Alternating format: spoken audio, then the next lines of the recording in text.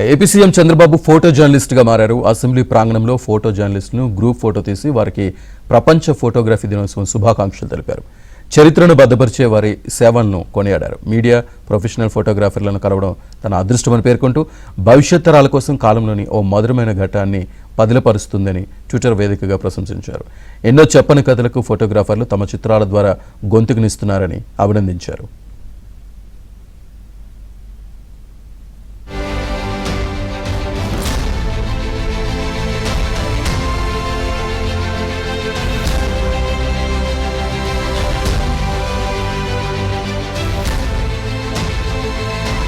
Photography దినోత్సవం శుభాకాంక్షలు తెలిపారు. చరిత్రను భద్రపరిచే వారి సేవలను కొనియాడారు. మీడియా ప్రొఫెషనల్ ఫోటోగ్రాఫర్లను కలవడం తన అదృష్టమని పేర్కొంటూ భవిష్యత్ తరాల కోసం కాలంలోని ఓ మధురమైన ఘట్టాన్ని పదిలపరుస్తుందని ట్విట్టర్ వేదికగా ప్రశంసించారు.